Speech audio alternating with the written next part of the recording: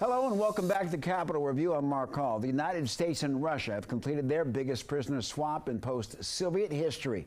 3 newly freed Americans are back on U.S. soil. Moscow releasing journalist Evan Gershkovich and Paul Whelan in a multinational deal that involved 24 prisoners. Also released was Alsu Kursamasheva, a journalist with dual U.S.-Russian citizenship. The 3 landed at Joint Base Andrews in Prince George's County, Maryland, Thursday night. President Joe Biden and Vice President Kamala Harris greeted them as they walked off the plane. All politics is personal. It matters. Other leaders trust you, you trust them, you get things done. And that's how this got done. Joining Capitol Review is Sarakshi. She's the Director of Audience Development and Head of Social Media with our media partners at The Hill. Sarakshi, welcome back. Thanks for having me. Glad to be back. Well, just how historic is this prisoner swap? It's extremely historic. It's the largest since the end of the Cold War, and it really marked a major diplomatic achievement for President Biden with, less than 6 months that he has left in office.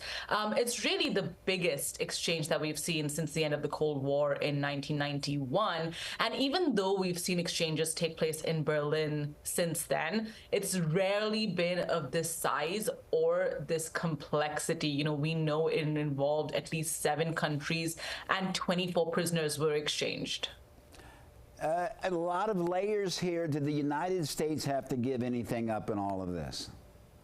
Well, we heard from President Biden once, from the White House, where he was flanked by members of the released prisoners' families, as well as on the tarmac after the Americans touched down. It was a very touching moment, and he made it very clear in both his speeches that it really depended on America's allies. We know the key to this deal was the Russian assassin, Vadim Krasikov, who was held in a German prison, and that was key to this deal. The Russians wanted him, the Americans knew the Russians wanted him, and the deal really hinged on him. So it really involved the U.S. making very hard choices. Now, it's unclear whether or not the U.S. had to themselves release any prisoners, but it required hard choices for the countries involved. We heard from White House officials on social media yesterday who said that, an hour before President Biden dropped out of the race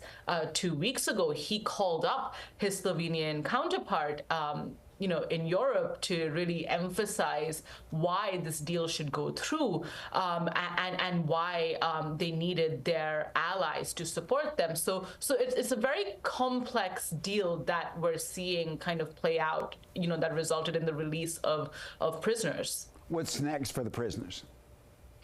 Well, this deal really highlights, Biden's faith in allies. It showed the administration, as well as Americans, his approach to foreign policy. And it has produced a lot of foreign policy gains, and this is considered a massive win for the Biden administration. And, given where things stand in the global region in terms of conflicts, I think the Biden administration is going to take this as a win for themselves. Does this a big win for President's legacy? Definitely. We really heard him talk about, even in his speech when he was saying that he was going to drop out of the race for re-election, about how much it means to him to be the leader of the country, and how he's worked throughout his career to kind of get to the office here. And it really shows his long-standing ability to work with allies, to work with countries, and this is going to be remembered when we speak about President Biden in the years to come, as really a testament to his foreign policy acumen, as well as the administration working really hard behind the scenes to secure this release. Sarakshi, thank you very much for joining us.